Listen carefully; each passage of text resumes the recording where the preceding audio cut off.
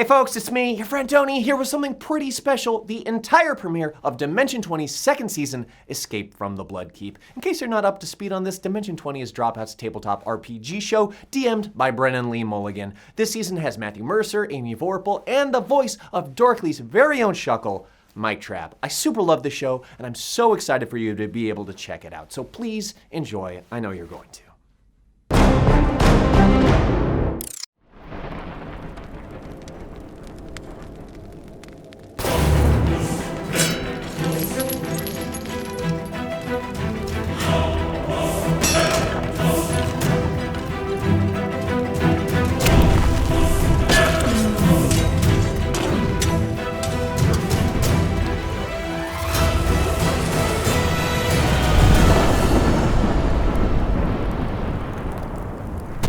Ladies and gentlemen, welcome once again to Dimension 20 and our first ever side quest, Escape from the Bloodkeep.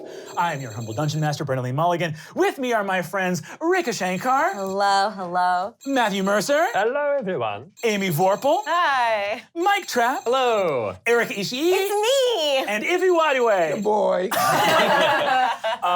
Well, without further ado, we're going to begin our very first side quest, a tale of evil and darkness, escape from the Bloodkeep. Behold, a land of ash and shadow, choked by sunless and starless skies. The vast plains of Ravenwrath, smoking with craters and the breeding pits of orcish armies. Spiders, wargs, and bats cover the land of Gorgar, whose armies seek to forever stomp out the forces of light within the world of Elna. Beyond the bog of despair and the towering mountains that surround the door of doom, past even Kendrath, the scary volcano, there rises, endlessly towards the sky, a towering fortress of vast obsidian might, who seeks to pluck the very stars from the sky, Azagnur, the Bloodkeep. And atop its utmost spire, the flaming maw of Zaulnaj, Lord of Shadows, who bends his ceaseless will to the unmaking of the world. Forever stand the Bloodkeep, and woe betide its foes forever. Within the Bloodkeep, this vast obsidian fortress, where we see our various heroes, or should I say villains, we are going to zoom deep within the Bloodkeep, where gears and chains crank and orcs call out, and trolls lumber, goblins chitter and scurry about, and spiders spin their webs deep, deep, deep in the bowels of the Bloodkeep. Lies a chamber of gray marble, frigid cold and mist, and within it, the pool of souls, an oracular pool where the spirits of the dead commune with the living. Floating within the pool of souls, her eyes rolled back in her head as she communes with the spirits here, we see the farseer, the dark oracle and soothsayer of the forces of darkness, Ify Nwadiwe. Amy, would you please describe your character for us? Yes, she is a high elf. She is a cleric. She's beautiful. She's, as an elven person, it's very difficult to find any part of her ugly. So she's pale. Everything's pale. Pale skin, pale hair. She found that a little bit too basic and realized that when she joined the Dark Lord's forces, a lot of people are scared of wet hair. So she has leaned in every part of her wisping, kind of almost Grecian robes that she dangles they're all wet. Everything's just like very wet all the time, and the hair is in her face. So she's doing her best to look scary, but actually is always very hot. And when her eyes roll back in her head, it also is hot. So everything's hot. But yeah, I think, she's wearing a tiara, and she normally has a bone with her, which is a skull that she calls her bone. And that's what she looks like. Wonderful. Effink is floating in freezing cold water, just barely above the point where it could become ice. The chill in your bones eases the passing of your mind's eye from here into the realm of spirits. You feel them now moving around you.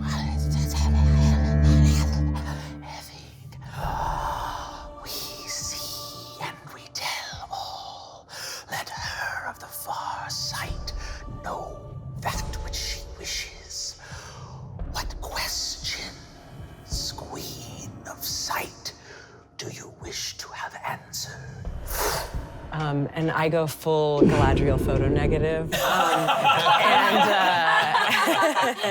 and say, we have accomplished much in this time. What is the next task for dominion over the realm for our Dark Lord of Shadows? Mist rises from the water as you see a flaming crown, the last crown of Zaulnaj, the talisman which contains all of his vast and mighty power. You feel spirits fleeing far and wide. We search, Your Highness, we search as well we may. You see the spirits of these three sort of Norns appear around you, Abyssal, Azra, and Orgra. Oh, my queen, we have searched and searched. The crowd. No, Abyssal is my favorite. You speak. You see the Abyssal goes, okay. Yes, your flattery of me last time did not go unnoticed. Oh, you of the far sight, Effink murder death. When you roll your eyes back in your head, it's super cool. Everyone loves it. You look resplendent, and when you go all black and white like that, I mean, people just die. Yes, that is what you said last time. You see that she says, the crown yet lies in shadow, though the Vinguri hunt for it with all their terrible will, but a vision for you. This is the final hour for the forces of your light, your father. And you see Telmir the Calm, the Lord of Caer Bledwin, rallies now with Kassara the Beige and the Ranger of the North. Get that man out of my life. I am sorry. We can only tell you what may yet come to pass. I know that if it were in our power to make you not have to run in with your ex, we for sure would. Thank you, as I'm Azra, she's Orgra, this is Abyssal. Yes, Abyssal is my favorite. I have a hard time, I know, I don't make as much of an impression as Abyssal. Abyssal goes, no, you're trying, it's good. Abyssal caresses your cheek and whispers in your ear and says, my lady, though your father and your, I guess, still husband. Sorry. You're all zapped by your path. The Dark Lord Shadow Queen shall replace you! You see Azra goes, okay, it's Azra's time to shine, let's do it. Steps up to your ear.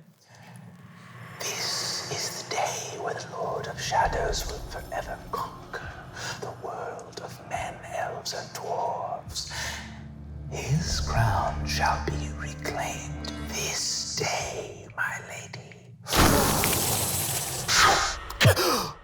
And you awake in your pool. Is there anyone around to share this? I climb out. I definitely climb out.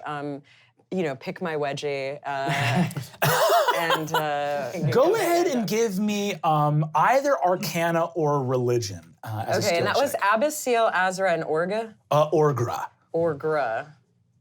We will do, you want Religion or? Religion or Arcana. Whatever you think your character would use for their oracular abilities. Oracular. Yeah, I think Arcana. Cool, go for it. Let's just do that. So that is a dirty 20. A dirty 20, hell yeah, love it. As you step out of the pool, you get a vision in your mind of someone sort of nearby to you. You foresee yourself walking from the halls here. Someone else that stays in the bowels of the tower with you you're quite near Lilith's cavern, if you wanted to go and consult. Oh, perfect. Yeah. You're quite near Lilith's cavern. Also, with that dirty 20, you have one final flash of insight that you're not quite sure what it is. It doesn't feel like your other visions, if I'm being honest, because this one doesn't make you feel like good about yourself and positive, and your best visions are the ones that psych you up and make you feel good about yourself. You see a weird Then what I do is there's a mirror as you exit the pool, and like I have a moment with the mirror because, well, this is if you've ever done like a bath or like one of those I don't know. Sensory deprivation tanks, and you're like, wow, okay, everything is normal and cool, and then you walk out there with these mirrors, and you're like, oh. My like corporeal body is still, Yeah. I'm still an awkward human. Yeah, you look at yourself from the earth. Yeah, you never forget it. You're made of dust and mud. Exactly. When you were in the pool of souls, your hair was like flowing in this crazy, awesome thing, and now it's like, just like on the side of your face, and you're looking at yourself like drip, drip, drip, drip. Everything's sticking to me. I forgot my Sphinx. You grab your staff, stolen from the wizard Randolph, and you hold it, and you look at yourself there in the mirror, and you see for a minute a vision that occurs in just a slight moment, and there's a pang of urgency. But this is the kind of vision that you don't like because it bums you out a little bit, and it's confusing. You like visions are clear. But I might interpret that maybe as like, if my father is about to die, then maybe, yeah, that doesn't make me feel great, but I can't tell. Yeah, you see, it could be that. It could be like some weird thing where you're like, these spirits are trying to mess with you on like your big day or something like that. But you see an image of for a moment, of Zaulnaj as a younger Iru spirit back when he was fully corporeal and had a body, and you see him at a fountain of blood. And you don't know its significance, and it doesn't appear to be telling you anything, but you just get that vision for a second. At it, like looking at it, yeah, like standing near it? Yeah, you're not in the vision, just in the mirror for a moment.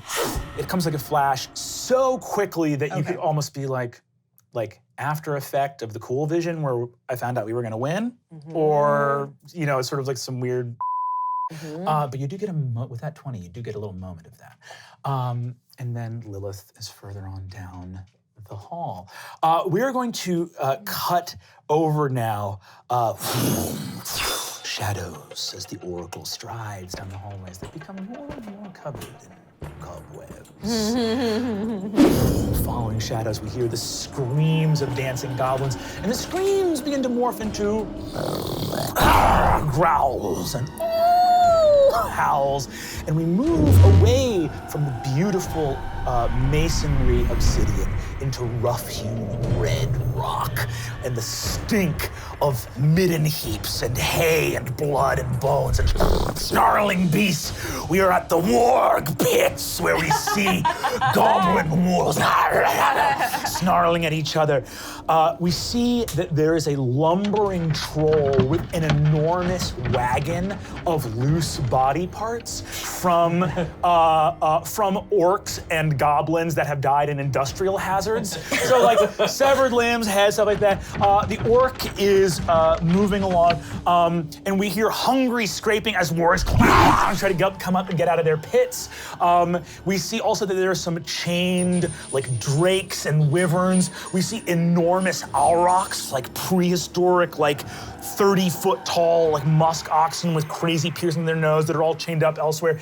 It smells worse here than it does anywhere else in this world. It is feeding time at the Beast Pits. And of course, directing the way of the limb wagon is the one and only Sokbar the Bog Lord. Hello. Mike, please tell us what your character's up to. Yes, so this is Sokbar, the Bog Lord. He is of the Kashai race. For those viewers at home, we just skinned it onto a half-orc. But he is an ancient, like sort of prehistoric, like weird swamp creature, like horns and turtle shell and sort of crocodilian teeth, a big kind of like lizard, goat, crazy nightmare creature from the swamp. Big, strong, two big old axes. And he's I guess I'm here directing and just like grabbing some of these limbs and doing that thing like where if you've ever seen like people with like a lot of pets that comes around, it's like okay, everyone's gonna get some. Okay, calm down, Jessica, calm down. Here you go, everyone gets some. Everyone gets some. Okay, jump. You see that, this insane, a bunch of Crenshaw come over that like peel their flesh so that their exposed skulls are gnawing at it. All of these beasts that wish only terrible harm on all living things just love Sokbar. Wargs Singing them a little song. I'm just like, oh, there's something in your teeth. What's that? See, there's just a full finger bone in there. Oh, that had to have hurt. You hear a bounding noise nearby, just feeding all these beasts that are kind of getting prepared to go to war. The vibe in the Beast Pits right now is like the wargs are going to be released. The Aurochs are going to lead these siege weapons here. You're kind of preparing for the final push of the armies of Gorgar finally flooding out into the free world. And you hear this brum, brum, brum, brum. And you see that this enormous warg rolls up to you. This is one of the few wargs that can actually talk here. You see this warg named Bezo runs up and goes, "Hey, it's Bezo, Master Sokbar. You're not going to believe it. I think Jeremy's about to give birth." What? I think he's about to give birth. Where is he? He says, come on. You see the troll go, "Dude, about to give birth," and points to the limb wagon. I'm sorry, I didn't catch that. You truly, what was that? Yeah, you know what? Just throw the limbs around. You know, make sure everyone gets some. And just starts hurling limbs, just willy-nilly, all over the ground. You rush over to the wonderful Jeremy, your animal companion, the last scream beast that you rescued from the death, from their possible death and the extinction of Jeremy's species, and your bonding moment all those long years ago. You see that Jeremy, who looks just hellish, he is quadrupedal kind of, but is like a lizard frog beaked squid crab with he's got prehensile eye stalks where his two eyes move around, and his head is like a weird blowfish, like it kind of inflates a little bit, and he's got a beak on the front of it, and he's got two wings but can't fly because the wings are like atrophied and too small, and two tails, hooves, and he's got a pair of clawed hands above his hips on his hind legs with no arms, so they can't reach anything unless he moves his butt up against them. Butt hands. He's got like butt hands. But you see, So majestic. I can't believe these creatures. It's coming from the earth. Why would I just want to kill one? Miracle of nature. you see that Jeremy, his head is just swelling enormously. He's over in his pen right now. There's a bunch of dead goblin parts around, of goblins he's been eating, and you see he just is going. Jeremy, you doing okay there, buddy?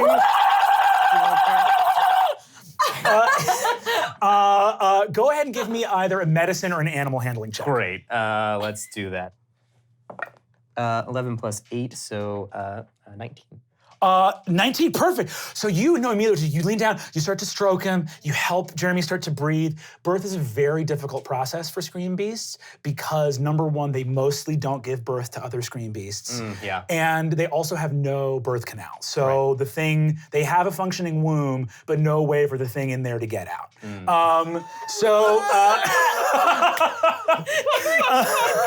These things should exist. Definitely. It's a tragedy that so many people have tried to wipe these things from the earth. Can't the butt hands help in some way? Like pulling it out. You do see that the butt hands appear to be flailing for something. They want. Put some ice chips in there. You see they start to rub ice chips on the back, and you see that a bunch of just huge blisters start to form on his from the ice, like the ice is burning him, but he seems to like it. Okay. Scream beasts are hard to understand. You see that his head swells and swells and swells even more, and you see Bezo looks on and says, crikey, it's just beautiful to watch. Look at him. And you see the head swells, and a little seam bursts on top of his head, and just green poison steam escapes. Truly sounds like a train approaching. And you see that a fully formed, it looks like a goblin crustacean centaur, like a goblin torso on top of like a crab body, but with two goblin heads. One of them has eyes and no mouth, and the other head just has a mouth and no eyes. And you see this thing scuttles out of Jeremy's head, and you see that the one that has no eyes goes, "What am I? Oh, buddy. What am I?" Okay, so here's the thing, right? Somewhere in the world, someone had a nightmare and imagined you, and now you're just giving birth into the real world. All right, well, you know what? Can I? Do I have any more of like goblin parts or anything on me? Yes, you do. Yeah. Oh, here, have something to eat. You give a pair of goblin eyes, and you see that the one with eyes grabs a little sharp rock off the ground and stabs two holes in the front of the other goblin's face and jams the eyes in there. And you see that the thing, just like, they're not eye sockets, just bleeding holes in the front of his head, but now have sort of blood-covered eyes in there. It goes, I was just born. Jeremy, it's a boy. Jeremy. I see that Jeremy looks over at the thing and goes, and like nuzzles your chest and begins to cry out of his eyes with just a sort of maternal/paternal pride. And you see that Bezo looks over and says, right, so now you were just born, so we're going to get you a name soon, but number one, who do you serve? And he's like, I just got here. Who do you serve? Go on, who do you serve? You see, he looks around, and the one with no mouth kind of looks and shrugs with its one arm. And you see he goes, Zaulnash, Lord of Shadows? Oh my God, yeah, it's Zaulnash, Lord of Shadows. Okay, I think I get it. I serve Zaulnash, Lord of... All right, I'm gonna go get some kind of weird weapon. And you see scuttles off. And you see Jeremy kind of cries and like dabs its eyes on its own fur. Hey, buddy, go on. Somewhere, sometime, someone is gonna have a nightmare about a scream beast, and there'll be another scream beast in this world, right? You see that Bezo looks over at you and says, well, I think it's probably a banner day for the forces of darkness. I would say this, though. I don't want to get your hopes up, but there's been a rumor that a species that we thought was gone might be back. What? Some of the wolves came back from long patrol, and they said that there was a dropping. And you see, he brings you over to a concrete onyx turd the size of a house. Oh my God. That looks like Lovermog waste to me. Oh, hell yeah.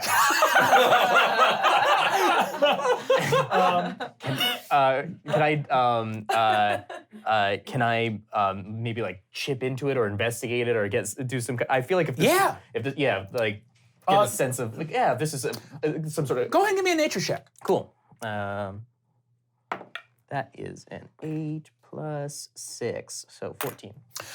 You chip into it a little bit, and a splurt of lava comes out. It's for sure a lava mog. Lava mogs are truly colossal size. They rival dragons in terms of size. They are not aquatic. They are volcanic. So they swim and live in magma.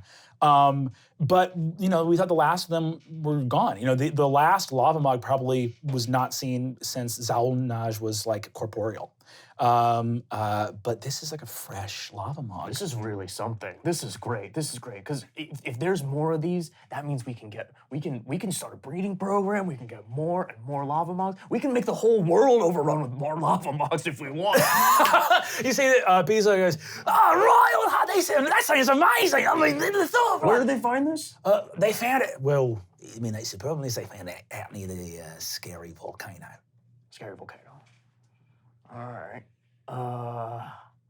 You hear up above you, and you begin to see wyverns circling the top of the tower. The Vinguri are returning, and you can see that their wyverns look like extremely tired and worn for wear and hungry out there. But yeah, you see He's them always riding those wyverns too hard. He just treats them as a thing and not as oh, God. All right. You see Bezos says, "You gotta go take care of the wyverns, or I'll talk about this later with you." Yeah. You see Bezo runs off, and with that, in the gathering storm clouds above the Bloodkeep, 5 wyverns with 5 dark riders circle the Bloodkeep. Armor and robes tattered and rotting, and visages empty and hollow, knights of undeath, and first and foremost among them, Krasthun the Umbra Knight, astride his mighty wyvern, with Griefmaker the rune blade of sorrow, this king of the pact wraiths. Matt, would you describe your character for us? Yes. As the majestic, enshadowed wyvern lands atop the kind of obsidian shelf that sits astride the top of the high peak of the Bloodkeep.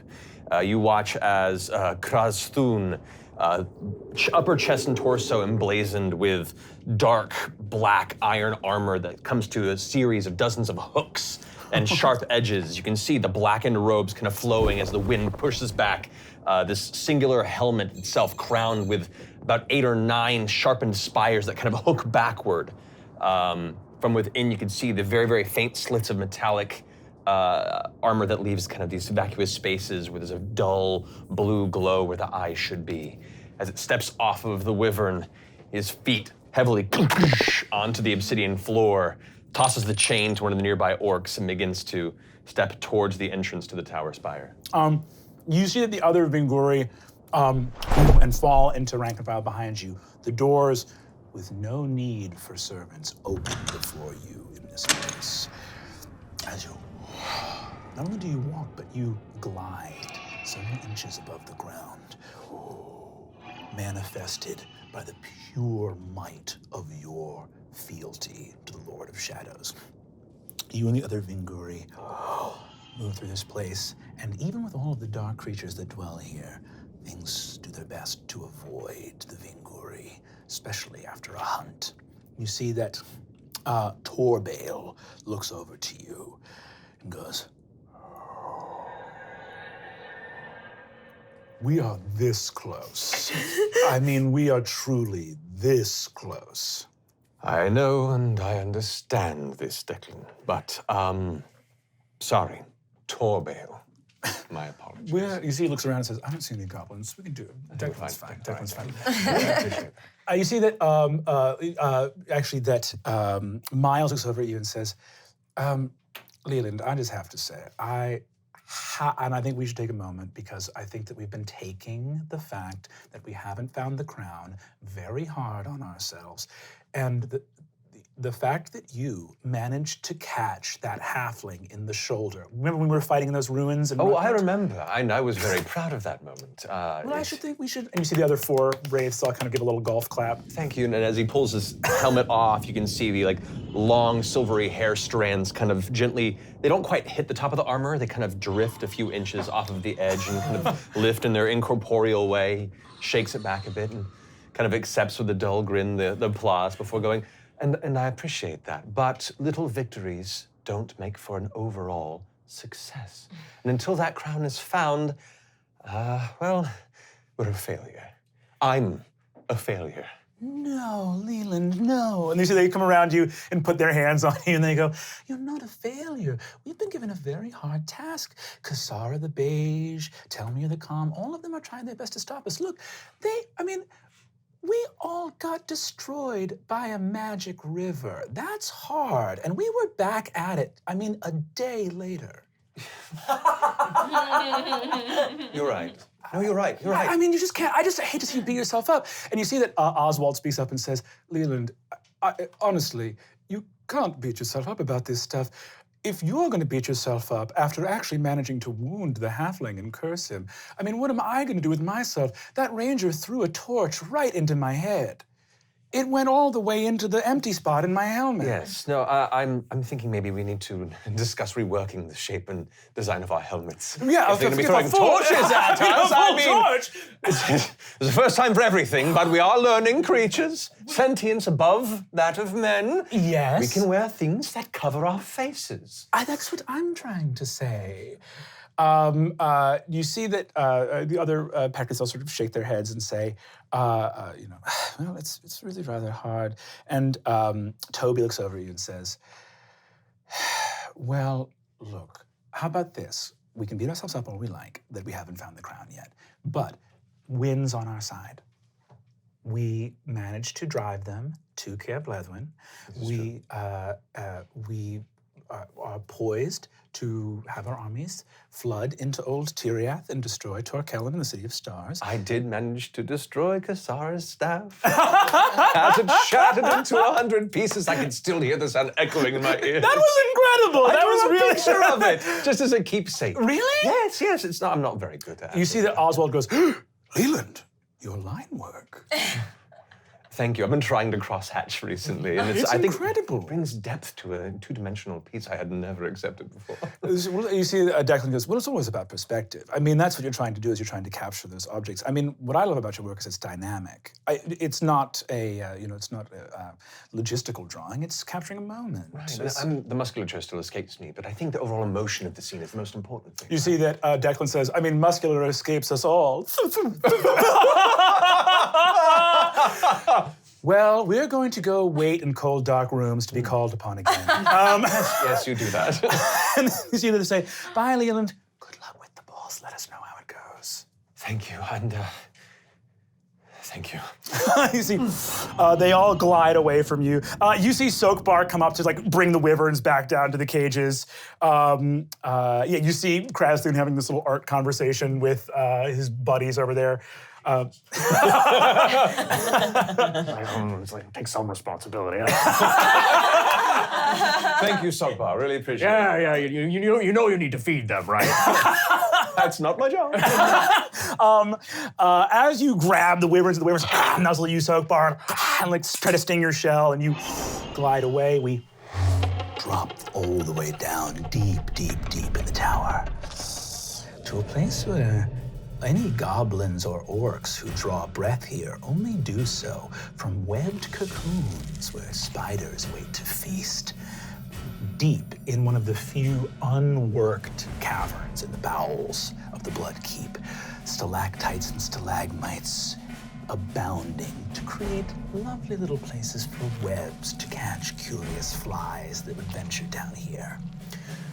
An enormous shape, glistening black, armored carapace, and the visage of the Queen of Spiders, Lilith, in her bed of webs, wakes from restful slumber Erika, could you describe your character for us? Lilith, the vile temptress whose shadow webs ensnared kingdoms. She wakes up and she tosses her long, flowing black tresses. You see her pale, delicate, elven features and slender torso and great rack. Oh, quake and terror at her great rack. It is spoken of throughout the land. And then you see her terror. She pulls out from her bed of webs and her vile, monstrous, creeping spider abdomen rears up. And she dons her imposing crown that is inwrought with darkness itself and puts on a very bondagey outfit. And she, of course, she grabs the wine glass fumbles for and grabs the wine glass next to the bed and pours herself some of Tyrioth's best red. As Lilith looks around, you begin to, though it's very fuzzy, both from the amount of wine consumed the previous night, you remember coming down to your cavern with this truly gorgeous half-orc named Rasvan. I mean, this guy was built.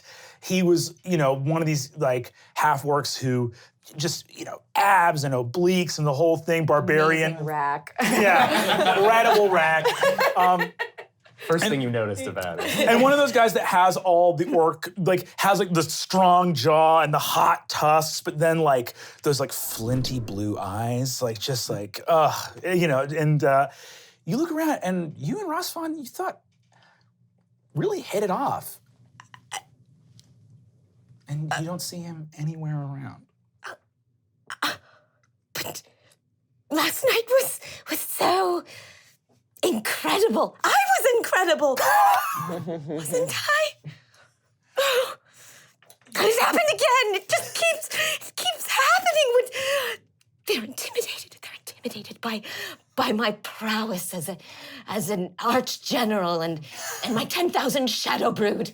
As soon as you say 10,000 shadow brood, you hear a voice outside saying, "Mom, can we come in?" Mommy needs 5 minutes, please. Okay. Some of the orcs in the webs are getting super liquid. Can we eat early? Just help yourselves. You're big boys and girls now. Okay. By the way, some of the treasure out here, Russ and Jason are playing with it, and That's fine. Tell them to distribute it amongst some of the teenagers. So they do have to share, They right? do, yes, they have to share. Sharing is caring. You all know this. Okay, love you, Mom. Why am I so bloated and full? I didn't even eat anything last night. This happens. As She picks up pieces of what may be like a tusk out of her teeth. Where does that come from?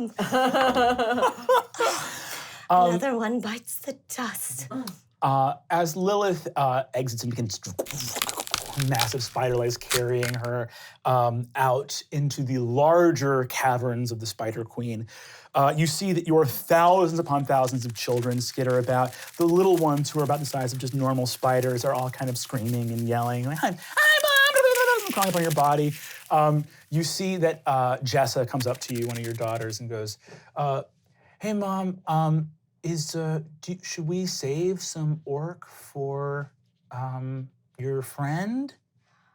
Oh, Jessa, your new uncle, well, he went and got breakfast on his own, I suppose. You see that she looks over to Kyle and goes like, "I'm sorry, Mom. I don't. He's trash, and if he doesn't get it, I mean, truly his loss. And I love you, Mom." just like your mommy's special little girl. One day you will grow up and you will wreak havoc on some very lucky kingdom. Oh, Mom, I'd be happy just wreaking havoc with you. And you see that she skitters off somewhere. See, Kyle looks over and says, yeah. I mean, we were like watching out the whole night, so he didn't make it out to the front, so he's teleport, I guess. I don't know. Snuck out in the dead of night like a thief. The kids are all rooting for her. Mommy's special friends. You see your spider brood is big and large and getting ready to, go make the final push. You see that one of your teeny tiniest little guys, Russell, Russell comes up and looks at you and says, Mom, are we gonna defeat the worlds of men and elves today? Russell, darling, it may not be today, it may not be tomorrow, but soon, and of course, we will ready to amass all of your brethren. Every one of our kin shall darken the land with our shadows and our vile creeping carapaces. Dark in the land, dark in the land, dark in the land. And you see that Russ looks up and says, is it true that, do you always work for the Lord of Shadows, Mom? Oh, darling, no, it wasn't always so. You see, after Daddy, up and disappeared, your mother had to go back to the workforce and, well, back in the day, you all know the tales of eating the light of the Lumini, the Star Forger. Jason interrupts and goes, oh, Mom, we heard it. You ate the Lumini. Yes, it was a very big deal back in Mommy's day. Whatever. Spiders my age don't even care about that. I don't care. Like, okay, you ate some lights a long time ago. Like, how do I eat lights now? They were the Star Forgers that forged all of the lights in the sky. It was a very big deal. Just sit and listen. You see that Jessa says, like, guys, stop ragging Mom on. She's having a hard time. You see that Russell says, they did all the lights? Is the sun, did they do the sun too, or just the stars? Just the stars, just the stars. It's fun. So you see, Jason goes, so not all the lights in the sky. So not all the lights in the sky. Listen, when you grow up and you have terrifying shadow kin of your own, you just see how you like it if they don't listen to your stories. He says, oh, fine, whatever. I'm not even gonna have kids. I'm gonna go out into some mountain pass somewhere and just eat a bunch of orcs. As skitters off.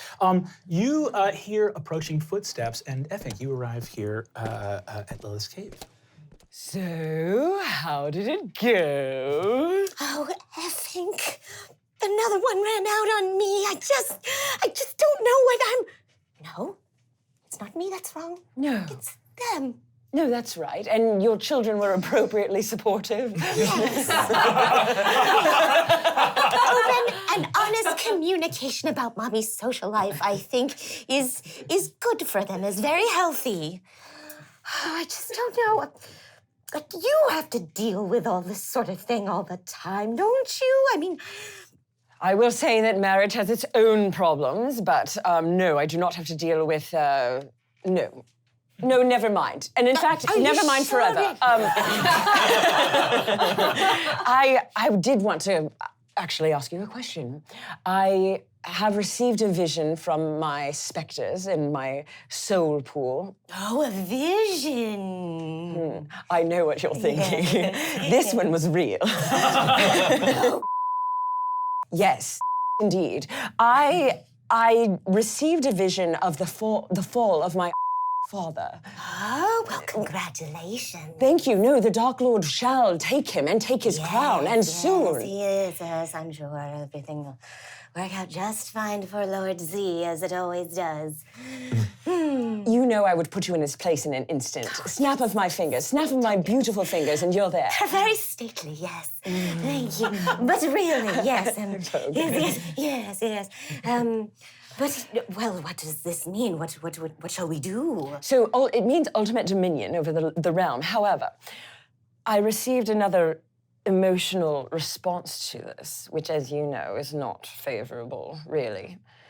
I got a feeling of, oh no, Oh no, like as in a, oh no, or is it like a, oh no. Like, we shall take over the land and give, the crown and then this feeling of, like, oh no, I don't know how else to describe it, really. Well, I'm sure it was nothing, surely. Our victory is assured. We have all of this in the bag. Do you think Abyssal and Azra and Olga are messing with me? Oh, no. They're always so supportive. I know, they flatter me, but maybe it's because I am the Dark Queen. Well, sure. With power comes a certain set of, sycophants and the like, but, no, surely. How do I make people love you the way that your children just love you? You guys here up above us, you have that moment of vulnerability. Boom, boom, of being called to the council. Oh, the drums are sounding in the deep again, I think. How wet am I? We zoom all the way back up through the Bloodkeep to a room in a spire off of the main column of the Bloodkeep. And this is not obsidian, this is ruby red, made of beautiful, fiery gemstone. The most gorgeous, shimmering tower you've ever seen. At the very, very top is a beautifully appointed room with flaming curtains and a 4-post bed and the most beautiful artwork and gold everywhere and a massive warhammer leaning against the fireplace. And sitting in a beautiful, no back chair like an ottoman, this beautiful cushion, is our friend Maggie. Rekha, could you please describe Maggie for us? Yes. I am a tiefling barbarian. I am 6 feet tall, which is tall for a woman. I'm very muscular, I'm very strong, but I look like I dress like a librarian, wear like a cardigan and very nice like slacks or like corduroy pants. I have like a little locket. And I love like romance and love. And there's like, lots of hellish romance novels on my bedside table. So that's sort of like the physical, I'm from hell. It's like a thing people always ask me about. Like if you're from like a famous city in a movie and they only ask you the same like 3 things that they always know about hell. So I find it very tiring and annoying to answer questions about it. I live in my father's shadow a bit. My father is Gogmoth, who's like the Lord of Evil. The original god of evil Yes. that created Zawulnaj and everything else. Yes, and so people always ask me and try to get favor from the forces of evil based on his accomplishments and not my own. Trying to make my own name for myself. I'm the girlfriend of Zawulnaj, which is like, I'm following my heart, but at the same time, stop asking about him. You see that behind you is your handmaiden Sistra, who is a Cyclops hag. She is one eye on her wrist, straggly hair, this like sort of onyx blue, but like blue lapis lazuli kind of skin, sort of like hermit's robe around her. And she is just combing your long, beautiful, flaming hair. And you see that you're looking at yourself and her behind you in a mirror, and you see she goes, I have to say, you look radiant today. Thanks. I don't feel radiant. What? Maggie, why? I feel like, I don't know, is my hair falling out? You see that she says, do you want it to? That's a thing. That's a thing now. Is there the spotty leper look? No, I'm not. I'm just so stressed, I'm so stressed, so I'm just like, Zawulnaj ever since, Ever since he got crushed into a mouth and now he's a giant flaming mouth, things That's haven't right. been the same. Awful when that awful Lysandra half-elven smashed his head with her mace. Yes, I remember. And it was, I don't know. I just wonder if things are a little different between us now, and I don't know. Well, I mean, you think he's gonna pop the question after the world of man, elves, and dwarfs falls. I mean, I hope so. I've been waiting for it. I have imagined every scenario in my mind, but what if he doesn't, you know? Sometimes I have that thought and it makes me want to punch myself in the face, which would kill me. You see, she looks at you and says, "Listen, and here's the thing. Tell me. Zawulnash hears all, and me speaking out against him literally forfeits my life. Even that being said, if he doesn't pop the question to you, he's crazy. He'd be crazy, right? I mean, You are a capital C catch. Thank you. And I tell him that, and I know that. When I look in the mirror and I see myself, and I know that. But, you never know. You never know. Things can change. Listen, let me tell you something. I've been around a lot. I've been around a long time, okay? And I've seen people come and go, all right? And Zawulnash, back in the early days when he was dogging around. Yes, I remember. Disgusting. Disgusting. He looks at you. Stop.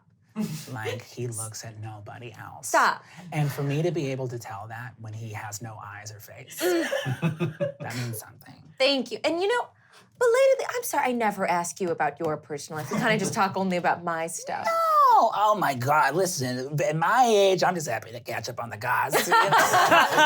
Excellent. Great. My partner is a pool of shadow sludge. So Oh, that's sweet. Well, so it's all, there's nothing to report. It's sort of like, yeah, things are good. They're still in the area of space they occupy, so, yeah, I want what you have. Wipes a tear from the center eye of her face. She goes, that is so sweet. Listen, you guys have all been hoofing it, and it's going to work out. I Thanks. know that. He is really the love of my life. And here's the thing. That's something rare and special. And once he's conquered the world of men and elves, then you know what you gotta tell him? You gotta take him. This is on your wedding night. Uh-oh. And this is when you'll have more than a mouth to work. Trust me, I don't need it. You're so bad! You are evil!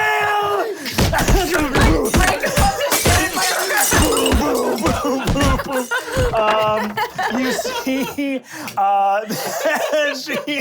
like, sister's like badly injured, and she's like, I love it. I think it passes the Bechdel test of two women are talking about a man while fighting. I think it does. You see, you begin to hear boom, boom, boom, boom, boom, boom, boom, of a council being called in the throne room of Zawulnash. Oh, no, I think I have to go. She looks and says, all right, she primps a couple more things. She says, Thank you. You look gorgeous, okay? Thanks. And I'll say this as well. He's going through a lot. He's stressed. He's got a lot in his mind. Yes. He's got to get that crown back. Yes. Once he does, and he's going to, you look at him wedding night, and before you do what you're about to do, you say, listen, buddy, you had your turn. Now, married, you support me. And then I'm gonna do what I wanna do. Yes, time for your career. It's time for my career. I follow him around to every little hellmouth on Earth. Yes, doing what he wants. I'm excited to see what the Dark Lady Maggie has in store for this room. No, you look great. Thank you. And you head up that, and we, as Maggie heads towards the throne room, we over to the other side of the Bloodkeep, where a jet black ship covered in skulls is moored with chains and ropes to a balcony hundreds of feet above the ground. A skyship covered in the most fearsome corsairs the world has ever seen, with jewels bedecked with gold, magical blades at their side. This is the Siren, the flagship of the Forgotten Fleet.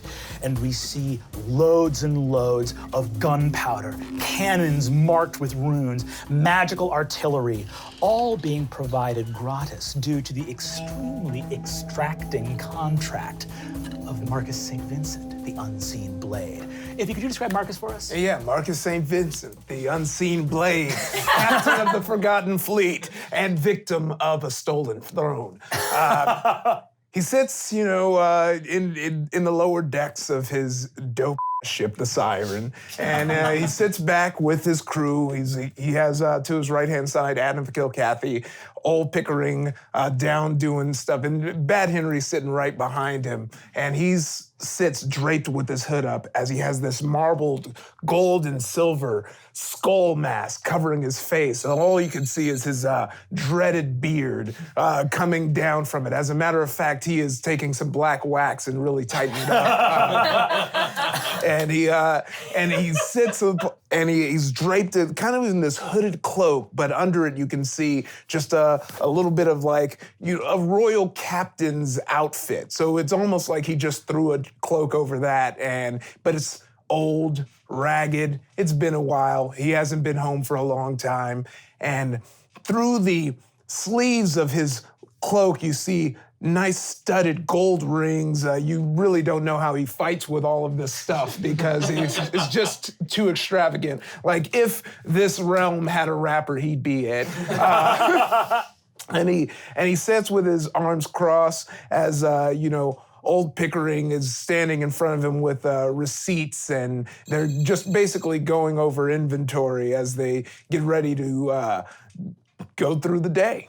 You're running through it with Bad Henry. You see that standing before you is this little sort of treasury magistrate from the Onyx Vault named Prevo.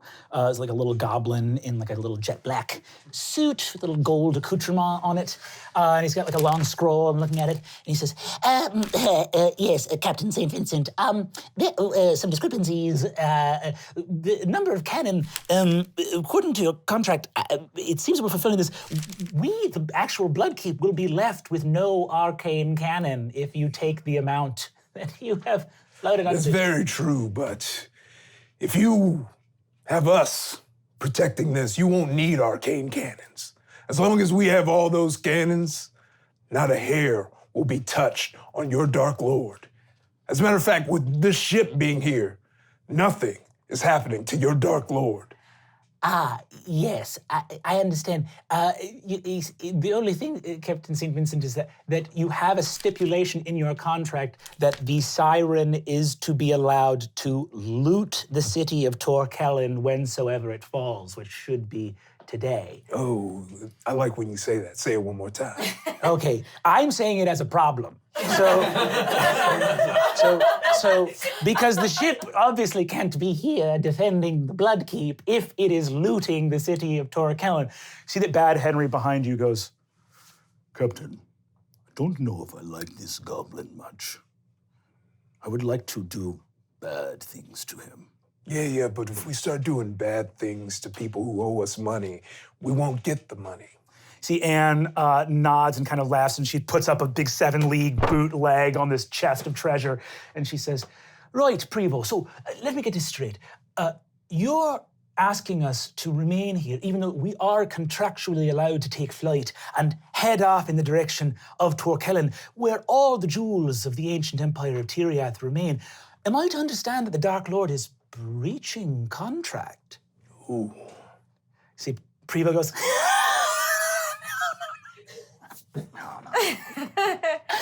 I didn't say that. What I was saying was I was remarking that the contract is written in such a way that we are putting all of our defensive cannon on your ship, and then the ship is allowed to leave to go make more money elsewhere.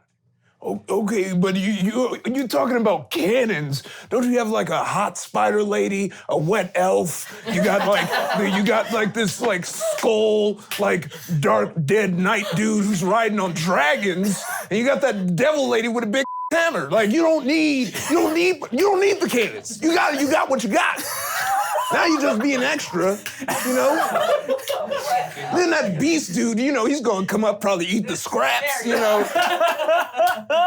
He's up there. You don't need cannons. The cannons are excessive, and I'm just taking them off your hands so you got less stuff to do when we move into wherever new kingdom you take over. Bad Henry goes, The captain is doing you a favor, Goblin. Yeah. and in fact, I think we actually have a clause about favors where we get paid a prefix rate for Ooh, those. add that to the docket. That's gonna be 500 gold for that favor. All right, I'm only making it worse by being here, so I'm going... He says, I am going to leave. Well, I have failed in my endeavor, and small Tom will eat me. And you see, he skitters off. You see that old Pickering comes in, such as ancient old corsair. And you see he goes, "Aye, Captain, it's good to see you again. I have made preparations. The siren is in fit fighting form." Oh, yes, yes. And these cannon are a pretty penny, and we've got about twice as many as we can use. So we'll be able to sell them at a high markup. I mean, and there's nothing in the contract that says we can't sell them to a third party. Yeah, no. That's, like I said, we're doing them a favor. Making money. Yeah, exactly. Look, we make money, we conquer, in the order I just said. You see, he looks up at you and says, "Aye, and when the world of human beings falls, we'll be rich." Yeah. I mean to keep asking about that. Like, are we included in that human being clause of the world being, I haven't thought of that, so... You see that Anne kind of scratches her head, and Bad Henry sort of goes,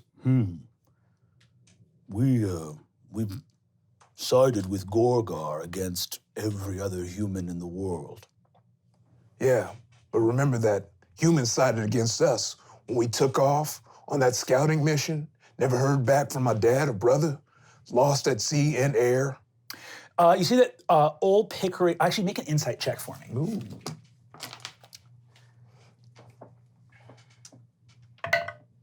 Uh, 10. You see that there's a quick look shared between old Pickering, Anne, and Bad Henry as they look at each other. What was that? What's that, Captain? What was that look that you just did? You see that Anne looks at you and says, "Really, Captain,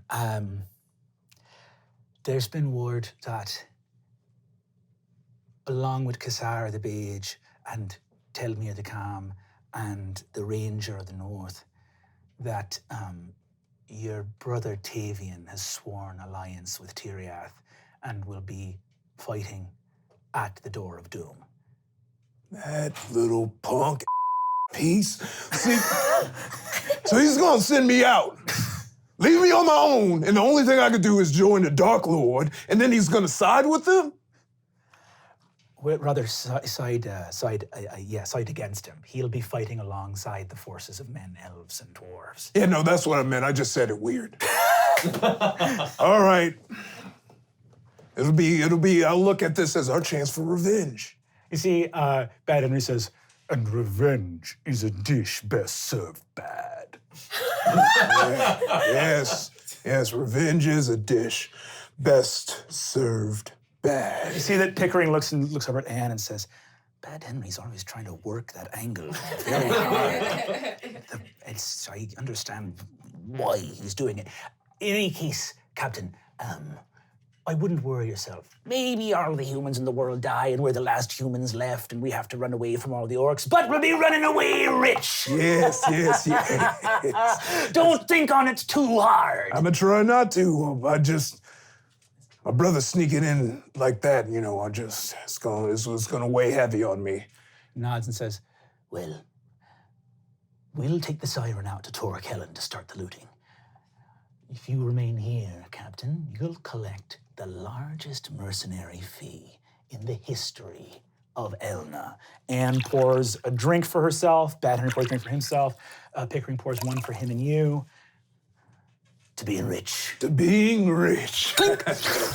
Boom, ba, ba, boom, boom, boom, ba, ba, boom. And you hear the council drums. As you begin to walk away, you see your crew take their scimitars, salute you from the deck of the Siren as it sails into the smoky clouds of Gorgar. And you see that old Pickering raises his little speaking stone aloft and says, "We'll be ready to come back and get the payment when they've readied the fee. That onyx vault doesn't open lightly, Captain." So they take off. And you guys all congregate. You stride away from the Siren flies off into the skies of Gorgar, and you make your way towards the throne room. Boom, boom, boom, boom. Up in the heart of the vast and mighty Bloodkeep, we cut back to Effink and Lilith, who are walking side by side, followed by a train of spiders. And as you guys are walking, talking, heading up for your basically final council of the high lieutenants of Zaulnaj that you will have before the ending of the world. I mean, you're preparing for the final push. This will be the last meeting you guys all have before the big climax of this war. And again, you look out over the vast and mighty armies here, you know that the forces of good, they're outnumbered, they're weak. Most of the elves have already left for far shores. World of Men has lost its strength. Most of the dwarves didn't even show up. They have a hard time getting around. So they are very short and they wear a very heavy armor. So they don't, they shouldn't be expected to do that. But point being, forces of light, not about it, right? As you're walking along, you pass by the Library of Madness, where the ancient tomes, vast lore written in the midnight tongue of Gorgar are kept. You guys see that Kelriel, who is sort of old, wild-haired witch. She's, kind of like, always got these like sunken eyes. She always looks like she just got given horrible news constantly. That is her face at all times. She runs up with this giant tome, and she goes, my queens. Oh, yes. Is it actually bad news, or is this just your thing? What's that? We'll laugh with it. Go ahead. No, it's fine. It's fine. The books? Professor Trelawney over here. Yes, the books, they are bad books. Yes, the letters. Yes, the tones of horrors, yes. Yes, they are spiky. Yes, you're bleeding, as it turns out. Ah! She looks at her hand covered in blood. They want my mind, but they can't have it yet. Okay, well... Sorry! You see? Talk now. You can talk. You see, she goes, sorry, I had something I needed to tell you. I found a book. I know that the Umbra Knight has been searching for the crown, searching always. Yes, it's okay. And we're back. Yes! Ah! Do you ever fall into your own mind? Well, on purpose only, yes. May I suggest therapy? It would be very good for you. It's very healthy. And there's no stigma. There should be no stigma against it. Not here in the Bloodkeep. No, absolutely not. Also, My therapist went crazy. Oh. I was about to... I told my therapist about my stuff, and they leapt from the top of the Bloodkeep, and they turned into bats, and the bats hanged themselves. Sometimes it's hard to find someone you really click with. Yes, you do have to go therapist shopping sometimes. Do you know how committed you need to be as a bat to hang yourself? You can fly! Yes, you must press down. Oh, the image is despicable. What is it about the bloody book? I have found deep in the vast recesses of the Library of Madness a book which contains the lore of crown forging. Oh.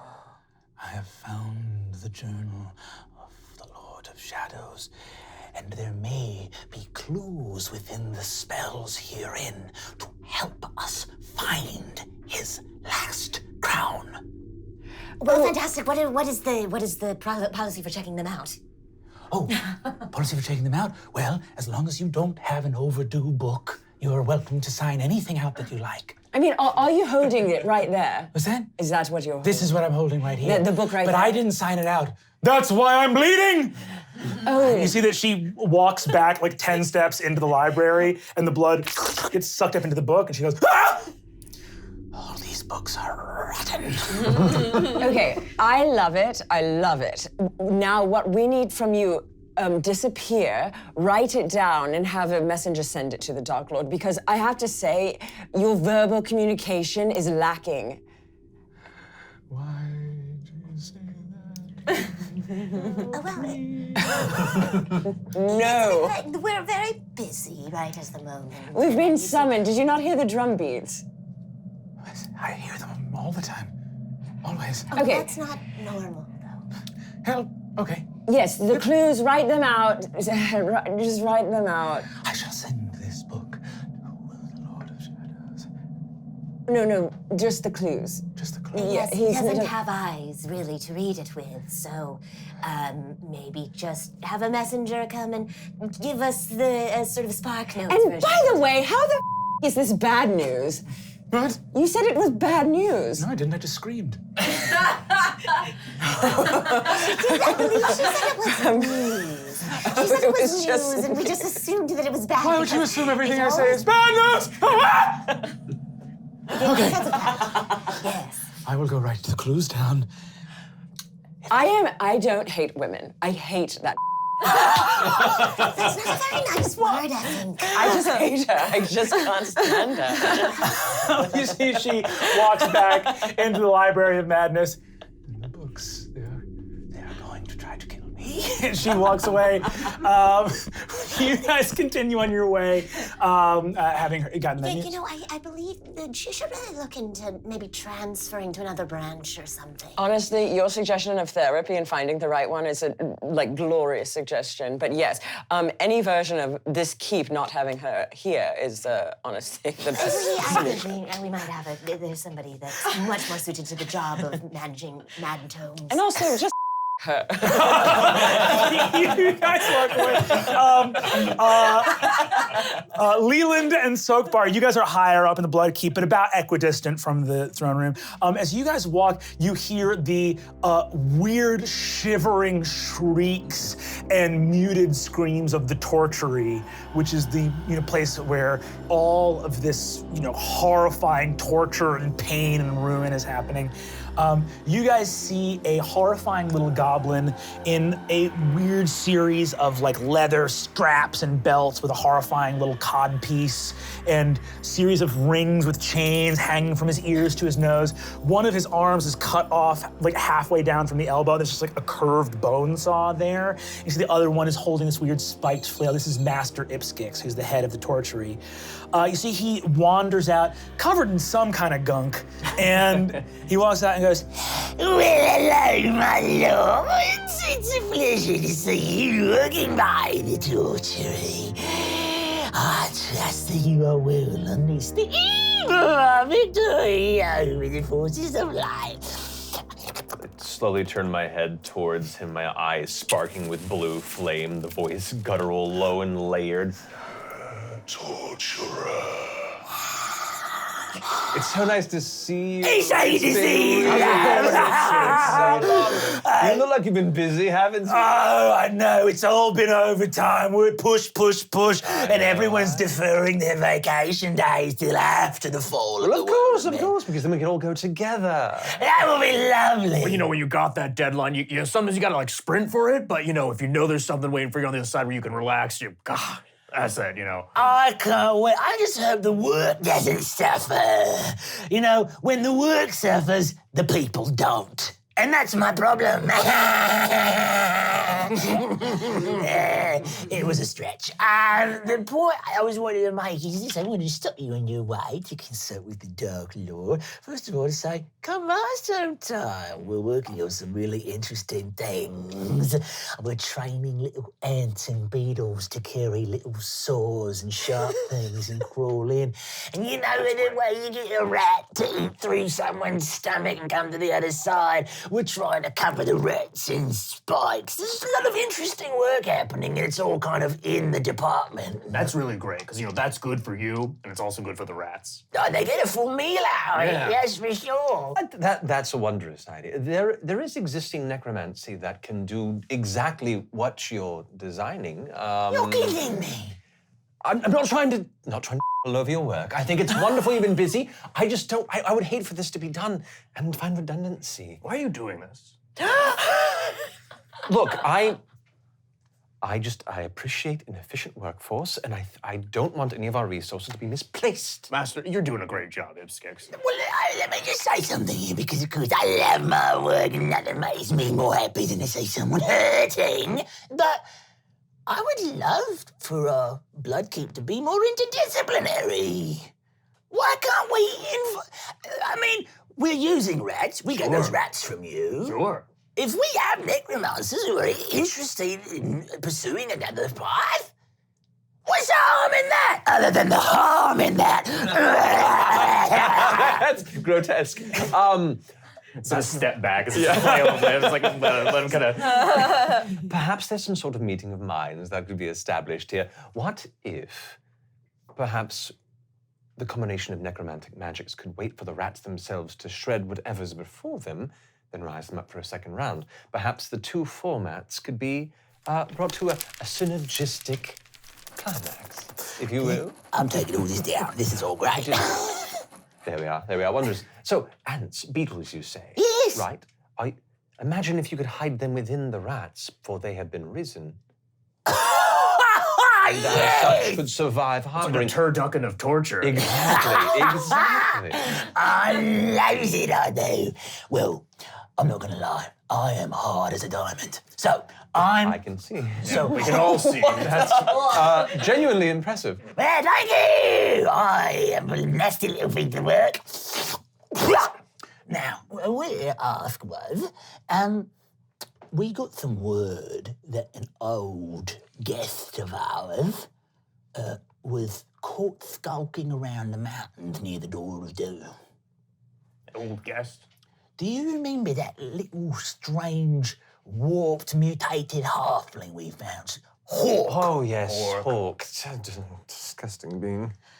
Well, of course we pulled the truth out of him. I'm imagining you doing all this with a massive. That's like bouncing. That's what the cod piece is for. Is you got to have workplace safety. I'm so sorry. He goes, so, what I was thinking was, I just wanted to say that we spotted him again, and I know that we had released him on the idea that he had been pursuing the halflings, Longfoot. So, I thought I would tell you that he was spotted up near the Door of Doom, but it was a while past. All right.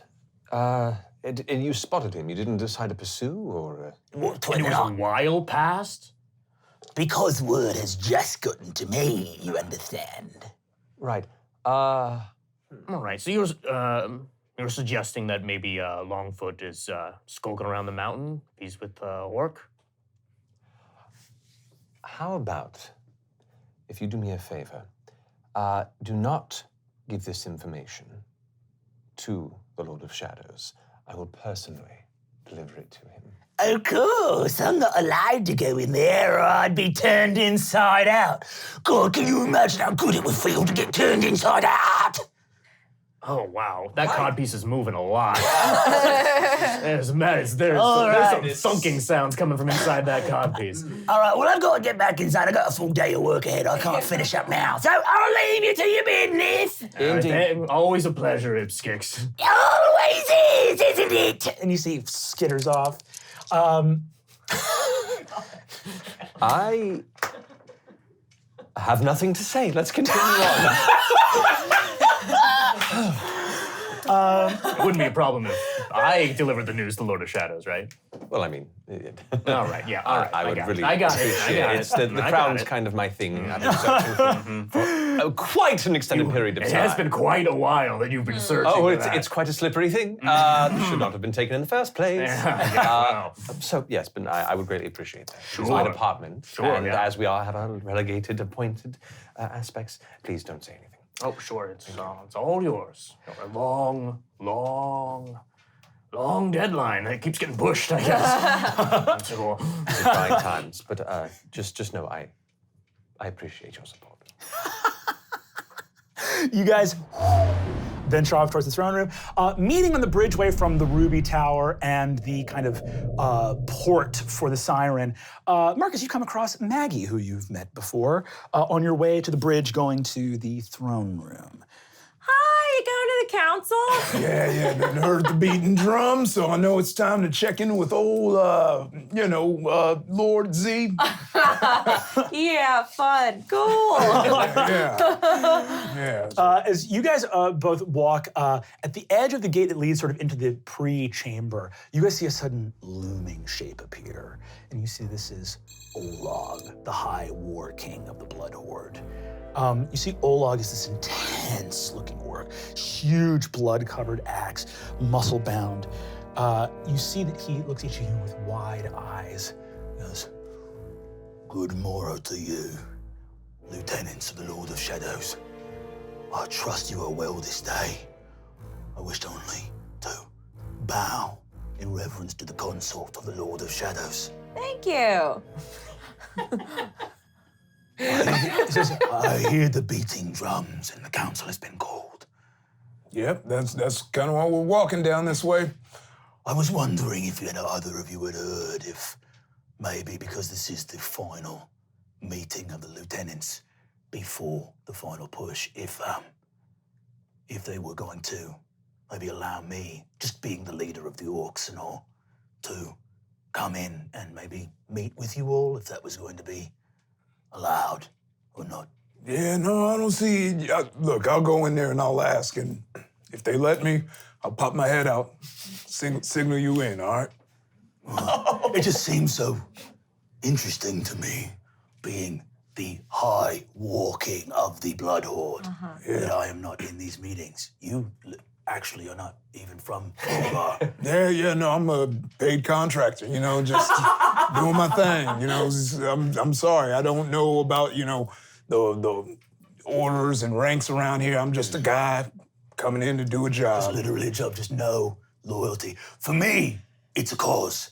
I would die for the Lord of Shadows. I wish to die in his name.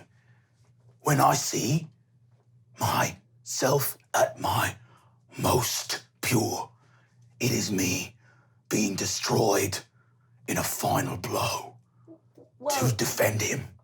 Well, best case scenario, you don't even need to do that, right? Yeah. But I'm not afraid of it. Okay, I see. That's great. That's I really... welcome it. I would welcome it. Yeah, we'll carry the message. We'll see what they say. Yeah, and maybe that'll be exciting to them, and they'll be like, oh, maybe it's new information. You got to communicate. Maybe they didn't know that you felt that way. It's just unclear where the line is drawn, Yeah. Because, for example, with all due respect, Your Highness, in these meetings, what is it that you are responsible for in these meetings? Marcus, we have to go.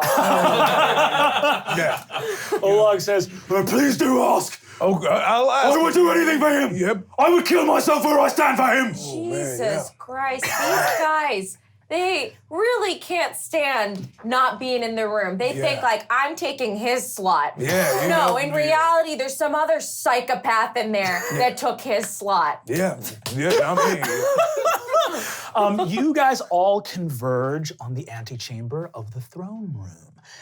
As you guys arrive here, you see two massive trolls. You see Hobart and Fraud, the guardians of the throne room. You see that one of them on the left looks to you all and says, "Hello, welcome to the throne room of Lord of Shadows." Hey, I just wanted to, if it's all right with everyone, can we lock those doors? Hard. Yeah. Hard lock. Hard lock the doors. Yeah. I feel like this is about to be a very important conversation. Don't need anyone butting in. We should Olag again. Should we? No, it's 100%. Jesus, Olag. that guy. He's intense. Yeah, he talks at you. He doesn't talk to you. I will kill him again soon and bring him back to life. You can't kill him fast enough. Yes. It's just Each time it works, but it ramps up so quickly. As time goes on, it's just he gets more annoying. You have to kill him more often. Job satisfaction is all well and good, but what about the rest You have of to us? pride that the man has a passion. Oh, for sure. I mean, he's a great worker. No, You listen, have to acknowledge. we Yes. all, the thing is, we all stand the Dark Lord. We just do, right? Yeah, We yeah. all stand We all here. have to Yes. So no need to always say it. It's so tricky when someone's like good at their job, but they're just a pain to work with. You know, it's like he's just not gonna get Who am I hired, gonna want you to talk to at 3 in the morning? know? Not all. Look, also, before we start, thanking him too much, I know I'm the newest here, and I'm not really like. Okay. Yeah, but he was talking some smack. He was talking some real out there. He was saying why he shouldn't be in here and why he should be here more than you guys. And I'm like, look, nobody. Yeah. Honestly, I bet he's listening in now, and I kind of don't care. Like he maybe needs to hear this. Yeah. Wait, which one of us did he say he could replace? Well, he made it seem like anyone in here. He said he's the lord of the orcs or whatever. But it wasn't specifically. No, it wasn't. It was just more of a general type thing. But I definitely felt like he was talking about Sockbar a lot. Like it really felt aimed at him. Like he was like, I'm the lord of the orcs. Oh, thank God. I mean, no, that's terrible. I hate that guy. You see, Close the door. you see Harbert and Fraud say, we will lock the doors to make sure that Ola can get in, and also we will be outside so that we're not inside. Thank you. Yep. I wink at both of them. You see, they say, I have a question. When we beat all the elves and dwarves and humans, will there be, will we all move to where they are to live where there are trees and sunshine?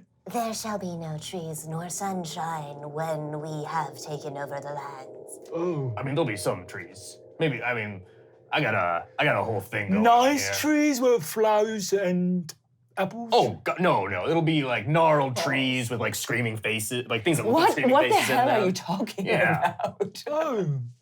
Well, I heard one of the pact raids was talking about they were riding through a field that had golden grain and there was Oh, that is my people's aesthetic. The elves. Repetitive, it's monolithic culture. Yeah, and it's bad too because it's like you wipe out this whole ecosystem and you just plant grain and it's just grain. It's terrible around allergy season, year after year. Yes, much better to see blacks and greys through a blue filter. Lack of biodiversity. Oh, for sure. I mean, you know how many slime molds they killed just so they could plant a bunch of grain? It's like, wow, cool. You really did it. You really, poor. You see, Harbert Fry said, well, we had thought about, we heard legends about like things like a picnic and like to have a teacup. Oh, those can be provided. I have a few extra sets in my chambers if you'd like. Just minus the trees and grain. Oh, okay. Well, that's very nice. Welcome to the throne room of the Lord of Shadows. And you see they open the doors, and you guys see the throne of the Bloodkeep enter. The doors close behind you, and lock.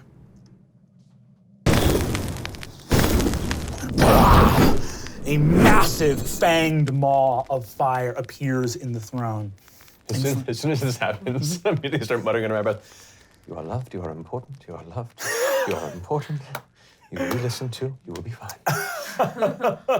I'm just hearing this and just shaking my head. You see that the maw of Zaulnaj, Lord of Shadows, appears. My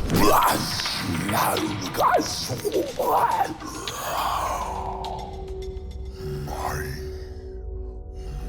trusted advisors, knights, champions, generals, and my darling. Hi, babe. We are gathered here on the eve of victory. What do you have to report before the fall of the free world? I would just come out and say it. I mean, all of you, I gotta say, it's been a great time with all of you. Devil Lady, Dead Knight, Wet Elf, Beast Man, and Spider Lady. We have names. We've been working together for a while. We've been introduced a number more of than a times. wet I know your names. I know your names, but I just breakfast. Oh, prove it. Prove it right now. What's your roll of honor? Maggie, Leland. Krastoon and... You see that? Zalnaj goes, Krastoon. I meant Krastoon. I was just coughing. The right hand of the Lord of Shadows cannot be named Leland. Yeah. Krastoon. Yep. Always. Coming of the leader of the Fingori. Yeah, my sky tongue makes that hard to I pronounce. honestly thought you were mad that we were taking trivialities at the moment, but no, you're just mad that you got the name. He did choose it for me. Yeah. I did. What of my crown, Krastoon? Stepping forward, head down a bit, clutching the darkened helmet under one arm. My lord, me and the Vingori have traveled the length and breadth of the land, slain many of the men and the creations that reside at their sides, left much blood and sorrow in our wake. Really taking a sweet time about it, for sure, too, yeah. We have been tracing the scent of your great darkened crown for some time, and found word that the twisted halfling Hork seemingly also follows this trail not far from this citadel.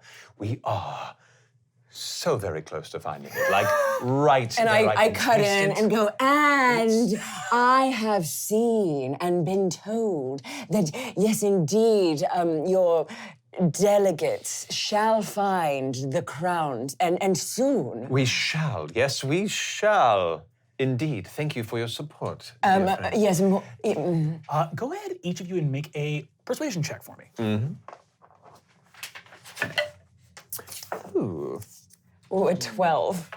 25. 25. So you see Zalnaj goes, Very good, Krastoon. Of course, my lord. Anything for you, my lord. he says, The crown is the key. When I have my crown returned, my full strength will be mine once more. Soon Torkellen will fall, and the realms of Tiriath, Gerblethwyn will be yours, Effing. A land of beasts and spiders. A land where we can live as we wish. And you will have everything your heart desires, Captain St. Vincent. Oh, thanks. Put a little spice on the captain there. Is there tension between us? Look, I'm giving you the fairest rate of all the land, you know. Everything I say has that tone to it. Okay, I just want to make sure. I like to have a strong bond between my client and make sure everything's good. Right now, at the door of doom, the forces of light gather. Kassara the beige and Termia the calm have picked Percival, son of Paravel, some ranger from the north, to sit once more on the throne of Tiliath. But it is no matter. We will crush them there, crown or no. And when my talisman is returned to me, then all the lands will fall as well. When my crown is returned, all the peoples of Elna will turn to me and say, No, no, no, no, no, no, no, no, no, no, no, no, no, no! Ah! Ah! Ah! the fire explodes into hot wind and air. You are buffeted back. The throne goes a little pathetic cinder lies and falls apart into some ash and like gray, ashy embers. You guys hear the foundations of the structure of the Bloodkeep go, and you feel a vast of arcane energy, spells, and enchantments fading and dying with a wheeze. Damn, they gonna say all that? They gonna say all that? Yeah, no, we gonna make those people hurt. They're gonna be doing all that. Ain't that right, Lord Z? Ain't that right? I go up to the throne, just like looking for any like. Is there a ring? Look for a ring. Stockbar, do you see a ring? I don't see a ring. You don't see a ring? I don't see a ring. Wait, Is there enough ash to gather? There's a little bit of ash. As you gather, make an Arcana check for me. Lilith just takes a sip of her wine. It's going to be 22. You gather, it starts to like go away on the wind, and you like, and like, and you have a tiny little ember, just the smallest little lumpy ashy piece of coal. Wait, that wasn't just a... my lord. Maybe I should try. Maybe he's not going to respond to you. He is fine. I have him here. It's me. I'm sorry. What the is going on? Yeah, I thought that was an act. Give me a second, and I roll my bone, and I think it's like the skull just spins, like. You see that the skull, for the first time ever, perfectly rests on the round part of the skull. What's going on? What does it mean? What does it say? Yes, I have looked deep inside my bone, and I have seen that. I don't know. What? I think you foresaw victory. It was assured. And there still may be, because this doesn't mean anything. More importantly, your main thing is like knowing stuff, right? Like that's why you're here. Yes, I know, but it is an imperfect magical art of divination. So this is untoward, is what this is, and I must spend time to. I don't know. I don't know. Can I look around for just anything that I think might like answer anything that's in the room? Go ahead and give me a investigation check. Sure. This is just surely a temporary setback. I mean, we have our vast armies, and, you know, the realms of men and elves and dwarves are fractured, and surely. As Loth is saying that, you all look out the huge window through which the maw like yells commands out to the armies. You look out and see a vast horde of shambling undead orcs that have all been given like armor, and you see this orc general going like, All right, you maggots, now you've been reanimated by the force of the Lord of Shadows. to about 10,000 zombies fall over and just start to rot. Ooh. Can I use my divination for Bones of Fate to talk to my deity and see what is up? Sure thing. Okay. So I do that. It is your father. Can everyone hear him? Yes, everyone can hear him. I'm gonna roll a little thing right here. Okay. Wonderful. Yes, Bone Daddy.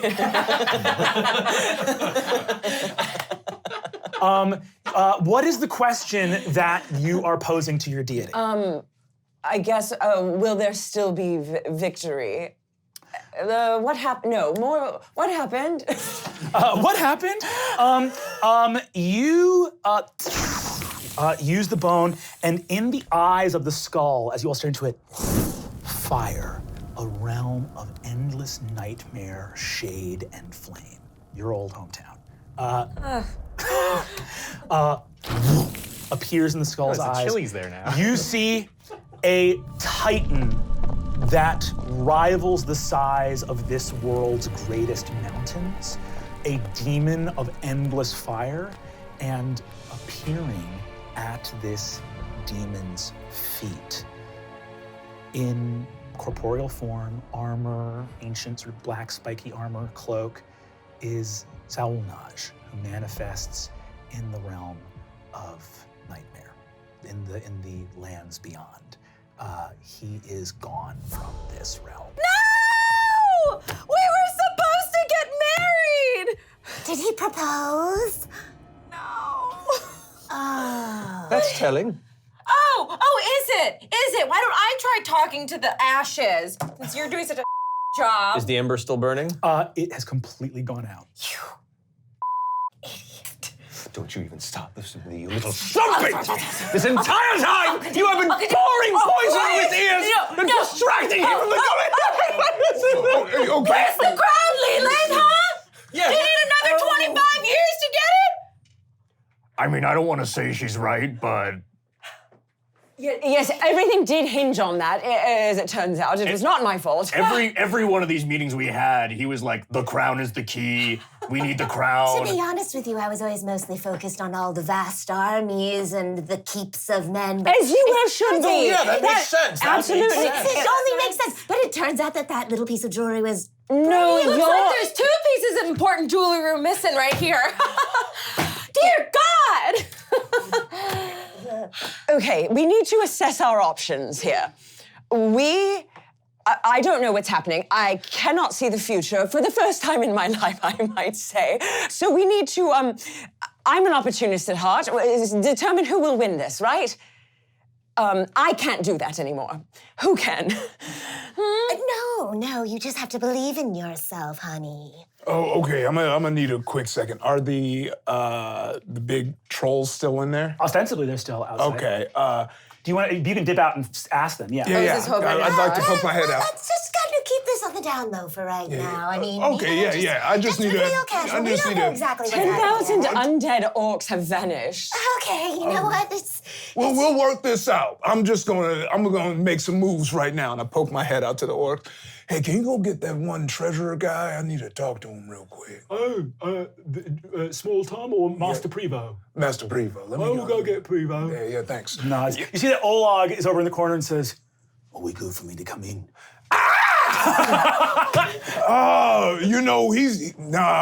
He's like, this is definitely. Lilith pops her. The Dark Lord is very busy right now. Yeah.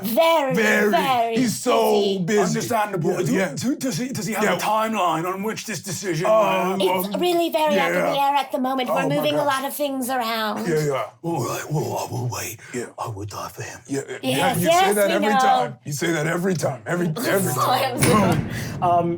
A moment or two later, you see that Master Prevo is brought to the door, and you see that Hobart says, "Would you like him to be brought in?" No. I just need to have a quick powwow with him. Okay. You see that you step out, Master Prevo says, Yes, Captain. So for no reason at all that you should worry about, Lord Z Zalnaj, he in this meeting that we're having, top secret, only the highest lieutenants can. He said, get all the gold in the treasury and bring to where my ship should be soon. Now he said now, and he did that thing where he shines bright. No. Yes. I don't think so, What do you Marcus. even need gold No, for right now? Prevo, don't do it. What? Don't do "You it. see I that?" say. Prevo looks and says, All right, well, we can just ask the Lord of Shadows. No, you were gonna just. Marcus, how dare you, in this time of the Lord taking a moment to sneeze, are you going to just use this?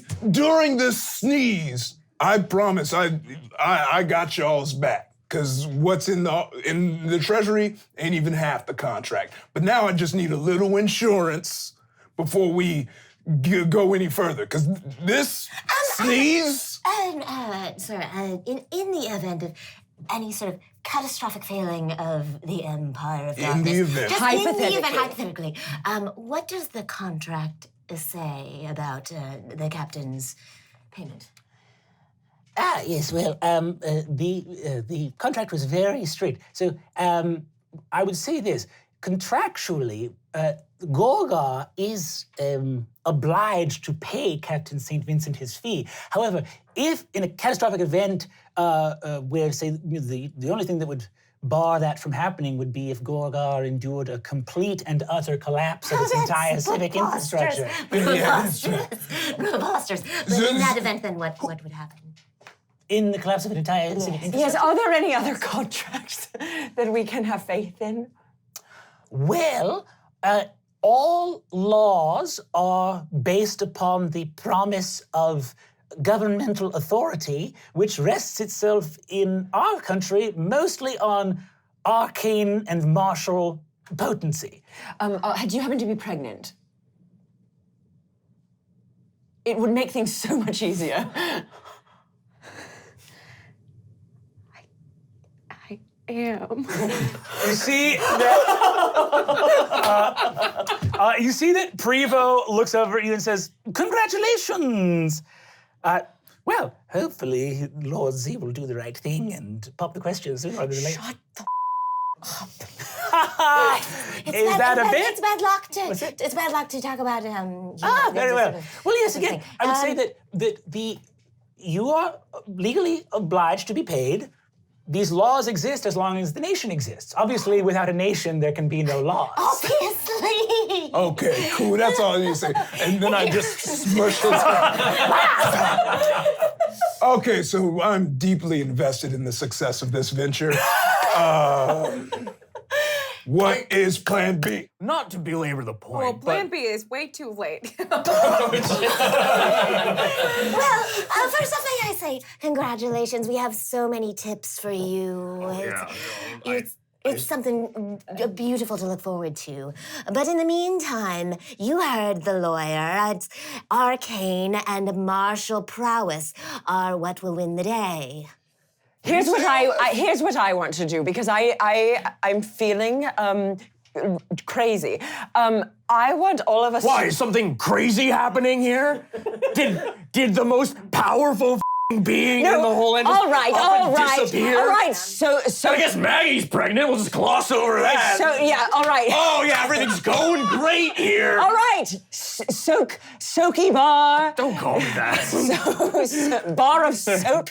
I think we should make a blood pact to each other. Because without each other, I do not see any sort of victory happening. Okay, all right. I feel like we maybe need to clarify exactly how Zaunaj, this being of utmost power, what the just happened Yes, to we him? definitely need to do that. But before that, I need, I just need to feel. Yes, you're fine. God, you're so needy sometimes. Yes. I feel like I have everyone's You have our back. support. Everything's great, okay? Well, let's blood pact it. What? Like, can It's I? always about blood. Yes, can we all bleed and swear? I can't bleed right now. As all this is happening, all this conversation, Leland is still there at the base of the throne, clutching the remnants of the ember after the argument, and just turns and goes, "He chose me. He plucked me from my mortal shell, of which nothing was waiting for me, and he gave me purpose, and he named me, and I swore to him that I would find the crown, and I failed, Yura. You're right, this is my fault. Yes, it is. I did this. So why was this crown so important? I'm new here. To be why honest, did he turn into dust? No, that's a good point. No, don't try If to this was weasel more out of this. important, No, don't it try would to have been weasel something out I of should have known. I looked for it, but I was like, maybe it's a nice thing he likes to put in his head, and it would look very nice and helpful. It would have been something I would have known too. But I would have put more effort into it. Well, But it's not his fault. This is mine. This is mine to bear. Well, this has been fun, everyone. I'm just going to take off my crown of chains and As you go to touch the crown of chains, you touch it, and your fingers are singed and burned. Good. No, I can't continue to unlive like this. Lilith just scuttles go on. over to Leland and slaps him across the face. Hold yourself together, man. We can all mourn the loss of the great Dark Lord of Shadows later, but for right now, we need to look out for each other. Thank you, blood pact. Okay, so 2 of us are on board. So can't we just agree to do this without me drawing blood? You know, like I don't know. I'm down for a blood pact. I'm down for a contract because that'll work. I'm all about that. Oh, God. I will say this. Let me get an Arcana check from Ethink and Krastin, if I can. Natural one. Natural one. Cool. that would be 23. 23. Touching your circlet and having it singe your fingers, you are left with an understanding somehow that he is gone. You have failed him. The self-loathing you feel is all real. However, if every piece of him was gone, you should be gone too. There's no way that you're still here and there's not hope of something. Friends, this crown, this this chained circlet of eternity that was put upon my brow and keeps me here, this magic is of the Lord himself. If he was truly gone, so should I be. And that means the fact that I'm here, he still lives within me. He lives within me! Oh, and on that, I touch him and I cast Revivify. Just as this is instinct, I'm gonna Revivify the Dark Lord. Cool. You cast Revivify. It has sadly been longer than a minute. That's right. So boom, spell happens. But you do have an oracular vision as you're saying that of because you're going into Leland's crown to like get the Dark Lord's essence. Yeah. And suddenly you're looking at Leland's crown and you see runes, and they're the exact same runes that were on the spine of that book in the library. Oh, Lord damn it. We have to go back into that crazy woman's library. The runes inside your crown, the magic runes, they are the same upon the spine of, what is her name? Keldriel. Keldriel's book. He's still with me. Oh, dear God, you're centering yourself again. All right, so here's the plan. We obviously can't let anyone come in here, so y'all can go to the crazy library, and we'll stay here. No. She screams so much. You won't have Primo in here in a minute stealing gold, Marcus. Look, I don't want the gold. I just don't want to talk. You do want the gold. Oh, yes, that's true. But I don't want to talk to the crazy lady, most and foremost. Listen, we should all stick together. As his foremost generals, we have the best chance of bringing him back, if that is what you wish to do, I suppose. There is no other reason before us. We will bring him back. We will reforge him, and he will be our Lord once again. So why don't we like hang a little sign that says out for snacks. I gotta go get some drinks. We'll put it on the door. Yes. No, that is very on brand for us, isn't it? Yes, very true. Pre-victory nap. Good. Yeah. Yes. It's the first time. That's fine. Self-care. He's taking a moment before the big victory. Let's go check out. This book. Let's see what's going on here, right? Marcus walks over to Krastoon and like hands him a leather pouch for your ashes. Usually I keep like secret gunpowder in here, but I was like, hey, just letting y'all know, I'm still your friends. I put my cold hand out that sends a slight ice shimmer through your shoulders. I touch it and go, this is very kind of you. All right, thanks. When it comes time for you to shuffle your mortal coil, I can find a place amongst my spiritual guardians for you. Thanks. I think you can't promise that, honestly, at this point. promise what I like. Okay. I walk over and start gathering the ash in the pouch. But you see that it's mixing with a little bit of gunpowder that's still in there. That's fine. It's fine. He's still good. You want to share a little bit of that? No. Cool. Real nice, Leland. Real nice. No wonder he said what he did about you. You guys leave from there. You see that you guys exit the door. Hobart and Fraud are out there. Prevo's talking to Olag. You see that Hobart and Fraud say, all's well with the Lord of Shadows, eh? Absolutely. Yeah. Yeah, actually, Olag, the Lord had a mission for you specifically. A very special mission. He asked me Yes. to die for him. Actually, kinda. Yeah, he said, head out, find the forces of light, and challenge them to a one-on-one duel. And he said, if you win that duel, you get to come into all the meetings. You see that he springs through a window from 800 feet up on the Bloodkeep. He goes, Oh my God. Oh my God. Bring him back. No. and then you hear him get up and just start running by himself across the vast ashen plains. All of us, our heads are poked out the window. There goes the dumbest orc in the world. He has such enthusiasm. Blind loyalty. I didn't know. You see Hobart looks up and you see Hobart peeks his head and sees that the throne is empty and he's like, has the Lord of Shadows gone for a snack? Yes, Robert, but first You know him so well. And we are also going. As a matter of fact, he said You should guard this throne and make sure no one comes in.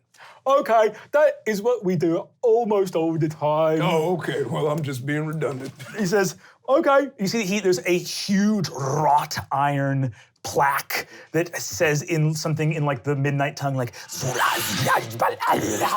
which is snack and nap, and puts it on the door.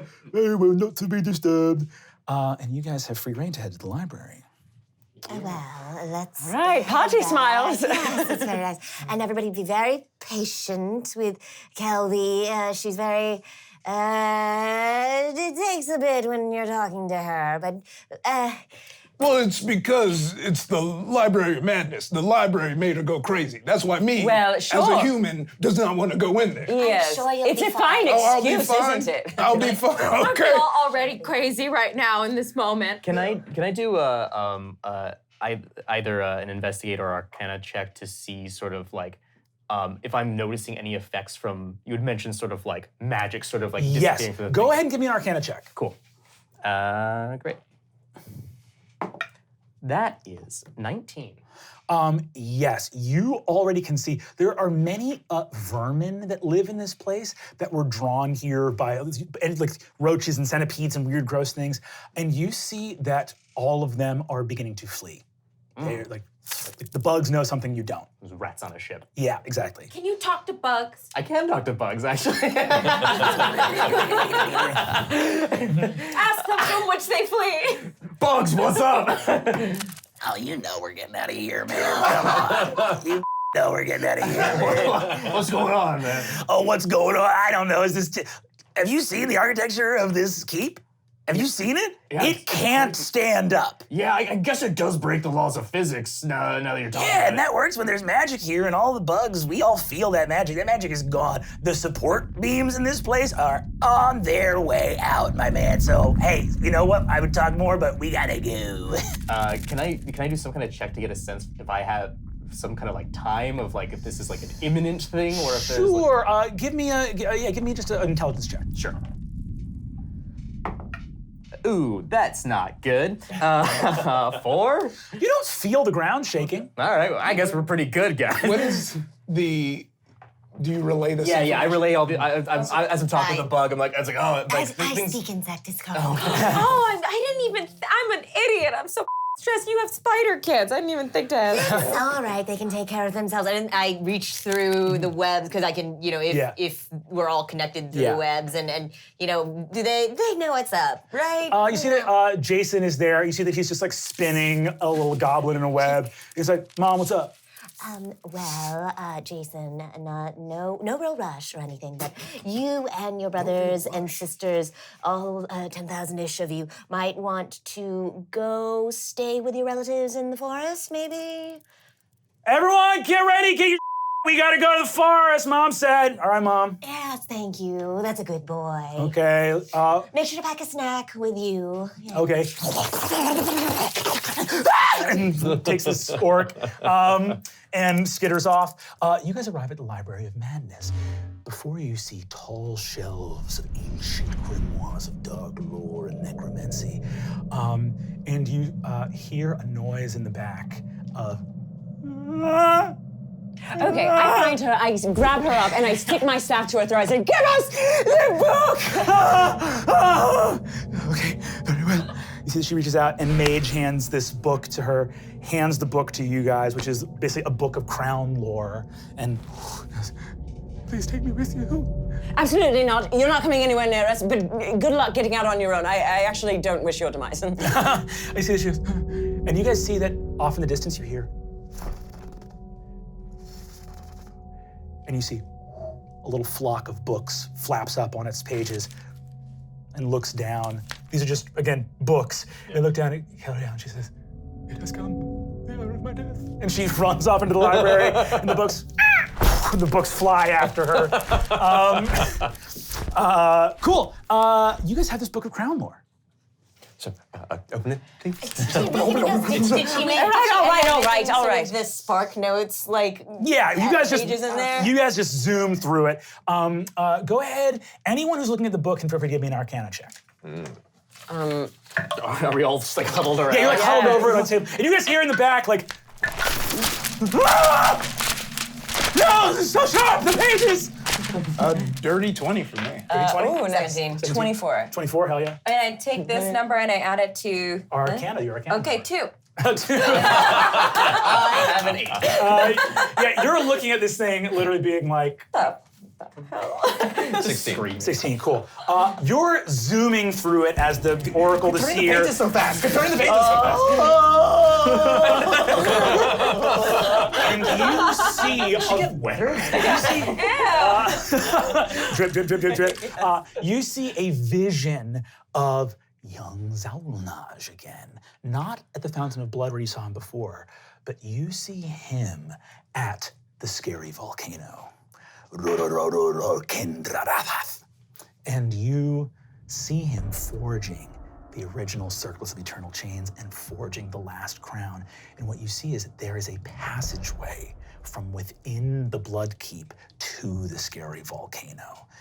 You see, in the final words of the book, it talks about the object of magic that served as the basis for his enchantment of the last crown.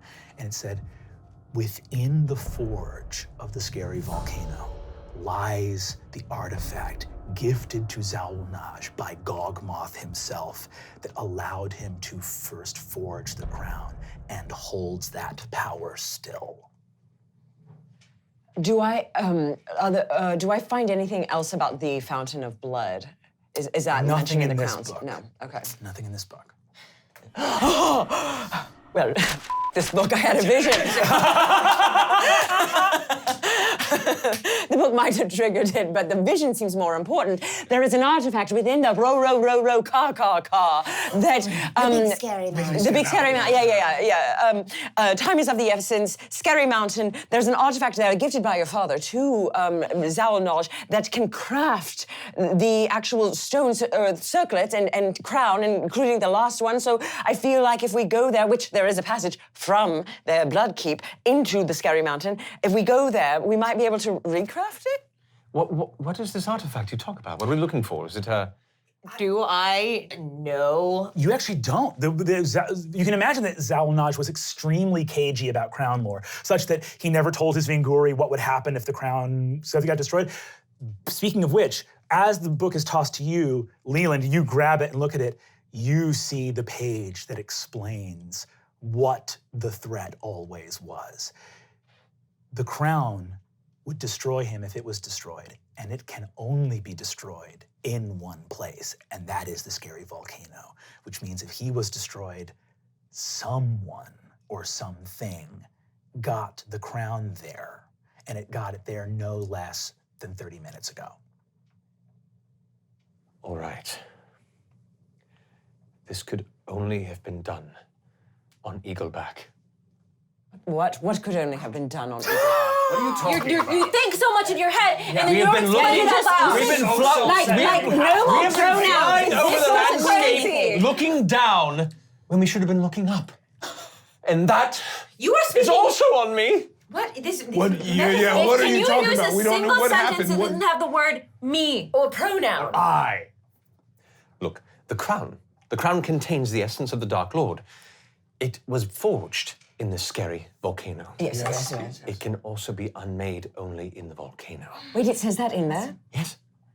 Because not everything's found in a vision. It would have been nice to know. Well, I will say... I agree. Yeah, you think he would have mentioned that, right? Like, we're building lots of armies. He's not... It seems pretty entirely important. perfect. Like, He's it's a very It was important personal detail. to him. Yeah, well, I will Did you say- know about this? No, but you can't know everything about your partner. Do you know everything about Jeremy? You see that Jeremy looks into a mirror, and you see that the reflection of him walks out of the mirror and becomes a sort of translucent slime version of him, falls on the ground, starts to steam, and he starts to lap it up with his tongue. See, did you know that? I mean, I know a lot about Jeremy. Did you know he could do that? I mean, scientists aren't sure everything that the stream beast can do. Okay, the Eagles is a ridiculous idea. I'm just saying maybe, well, it doesn't matter. None of us knew. Or even if we did, even if he murmured it in the dreams of sleep, you still would have discounted it, right? Yeah, I would say everyone's free because he obviously should have had people guarding that volcano. As you know, normally you. Yeah, why were they guarding the blood? I could have had my ship there. Is there? So there's someone in the volcano right now who did this? They would have to be if this happened relatively recently. Do we know where that passageway is? We can. Yes, I do. What? What? Well, let's. Yes, I know that. I still want to go back to the logic of Zalnot. No. Here's a circlet that can be destroyed, and if it just is destroyed, it destroys me.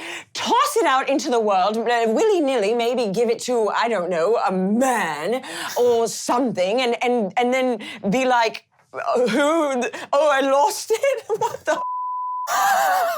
All right, where's the passageway? But like we all agree, right? No, it's ridiculous. All right, I mean, it's Like you've never made a mistake in your day. Okay. It sounds like you guys are gonna be here for a while. Can I feel like I want to, I'm getting more and more impatient as I'm seeing things, and I'm gonna run to. I just want to I want to get the wargs and stuff out of anything that's in a cage. Cool. I want to open the cages. You're opening cages. You guys are all rushing off.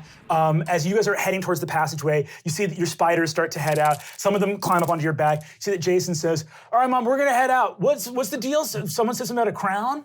Oh, no, yes. I love them. I love them so much. We should tell them. Look, the Dark Lord has fallen. Anarchy reigns supreme here. The Bloodkeep will crumble. But Mommy's going to go take care of it now, right? Okay, Mom. So just, you all take care of each other, stick together. Okay. Remember, nothing is more important than family. Okay, where are you? You're going to the scary volcano? Yes, so I'm going to need to take a good lot of you along with me, yeah. just in case, we run into some trouble. If that was important, why wasn't anyone guarding it? Thank you. That's what I was saying. I was You just think a partner would tell you, but if they're your partner for life, I guess. You guys rush down the passageway. You arrive after a long rush towards it in this massive caldera. Looking out of the gate, you look in. One passageway leads up to clean air. You go down another way and emerge on this promontory of looking out into this caldera and see a forge down at the base of the caldera with a massive anvil covered in runes. You see resting against it, wheezing, are two little halflings covered in soot, holding each other with partially burned clothes, who look up at all of you entering this place. Oh, I'm sorry. Anyone can react, I rush him. You piece of you getting in my pockets. You about to make me bust with some money. You see, I'm about to bust your head right open right now. You see they both start going, and you see that there's two halfling women here, and one of them has sort of dark hair and looks very weak. This is the halfling you stabbed in the ruins. You see that another halfling has sort of blonde hair, goes like, "Right, sir, well, I didn't mean any harm by it. No, It's you just- caused harm. Right, well listen, don't you be hurting my mistress Longfoot here." Recognizing the halfling, the hair begins to stand up, the eyes glow. You guys hear from the promontory that you've left, boom! And Kasara the Beige appears, flanked by Telmir the Calm and a host of elves, and says, "Oh, I see you arrived just in the nick of time. Roll initiative." And that's gonna be all for this week on Escape from the Bloodkeep. Tune in next time for a little fight in the scary volcano. That was. Woo! Down in the forge in the scary volcano. It's like it's a mountain of doom. The anvil looks really heavy. Maybe we could lift it out of the caldera. This is going to be the most damage dice I've ever rolled, maybe playing D&D. Creatures of darkness, I have come to me, come to my aid. Buddy, this monster is extremely bad. And then out of nowhere, "Rah!" This is for my baby! Guys, that's it for this chapter of Dimension 20. But wait, hearken. The cry of more full episodes of Dimension 20. They call out to you from dropout.tv. Will you not run to their aid with your free trial today? We make our way to the Bloodkeep. We have come here to save our friends. How is this the good guys?